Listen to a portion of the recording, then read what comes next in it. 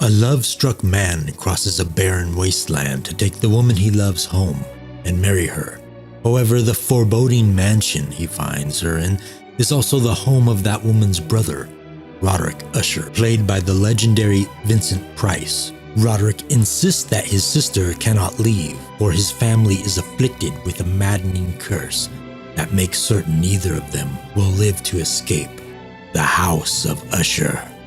Inspired by a story from Edgar Allan Poe and adapted by Richard Matheson, author of I Am Legend and classic Twilight Zone episodes, House of Usher is an ambitious production and considered one of the best, directed by Roger Corman.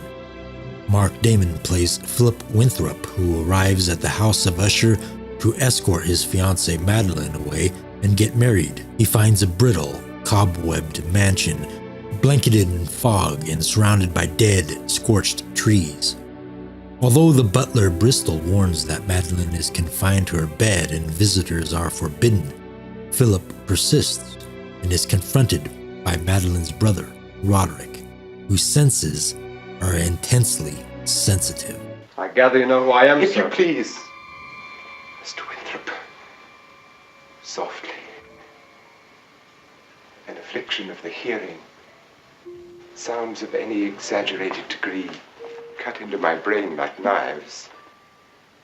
My apologies. Explaining that he has rode all the way from Boston to see Madeline, Philip grows impatient with Roderick, drawing the attention of Madeline herself, actress Myrna Fahey, who demands that he be allowed to stay. Philip and Roderick hang out by the demonic fireplace, talk about Roderick's freaky psychedelic paintings and lute playing, and carry on their male bonding with Roderick's warm anecdotes about the family curse. Madeline and I are like figures of fine glass.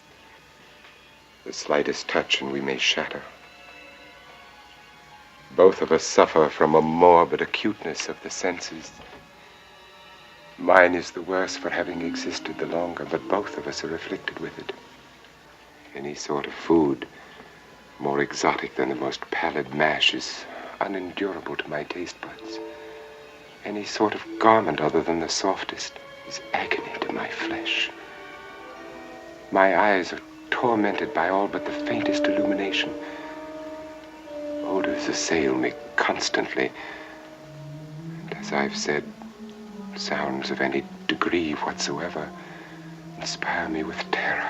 With Philip staying for the night, Roderick implies any consequences he suffers will be of his own fault. Philip experiences the house's rumblings as it seems to want to collapse around him, or just throw a few chandeliers on his head. After dinner, Roderick entertains by playing some acoustic zaster on lute. Vowing to leave in the morning with Madeline, Philip is awakened by the restless House of Usher and finds Madeline has sleepwalked to the house's altar. Don't touch her. You mustn't wake her, sir. The shock could be very harmful. Maybe she sleepwalked all the way to Boston once because I have no idea how they met there in the first place. Madeline comes to confess to Philip that, like Roderick, she herself believes she will be dead soon. She leads Philip down to the family tomb, where her own casket awaits.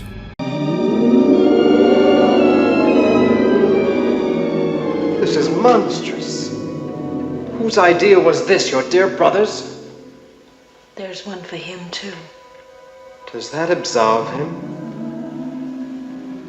It waits for me.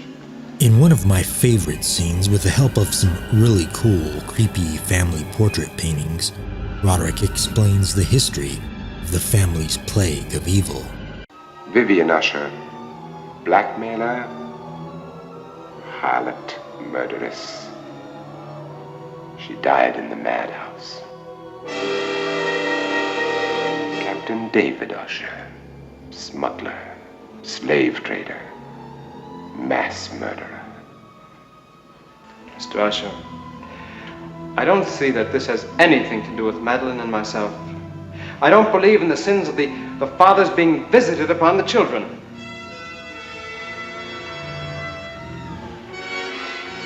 You do not, sir? The House of Usher seems to you then normal? Philip finally prepares to take Madeline home to Boston once and for all, only to be devastated by Madeline's sudden meeting with that long foreshadowed fate. Or is it fate?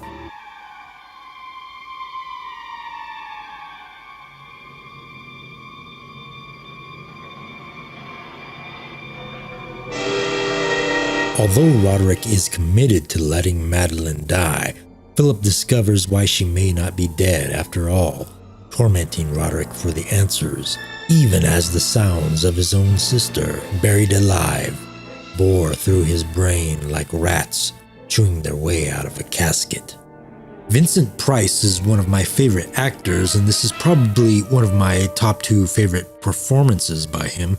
There is a lot I like about this movie, and much of that is Vincent Price. It's a movie with patient tension and storytelling, not fast cuts and constant jump scares.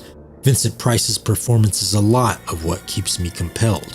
There are so many memorable lines and expressions coming from this man in this film.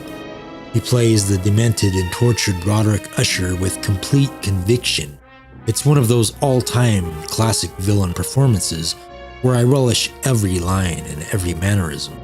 Roger Corman himself deserves a lot of praise for House of Usher. Not only does it have all the elements needed for a great movie, great source material, great cast, a classic film score by Les Baxter, great writing by Richard Matheson, but it has some visual and atmospheric strengths behind the storytelling. Not only is there the creepy setting with some memorable scenes, but a nightmarish dream sequence that is distinctly Roger Corman's House of Usher. The film was listed with the United States National Film Registry for being deemed culturally, historically, or aesthetically significant. House of Usher would be a great addition to your collection if you're a horror movie connoisseur or enthusiast who appreciates classic horror films. You should definitely see it if you want to get into Vincent Price, and obviously, House of Usher is essential for a Vincent Price collector and fan. Anybody else, give it a try if you're into old movies in general or during your Halloween season marathons and you want to throw in a classic with the immortal Vincent Price. I give House of Usher 4.5 creepy paintings out of 5. 1 candle left to burn now.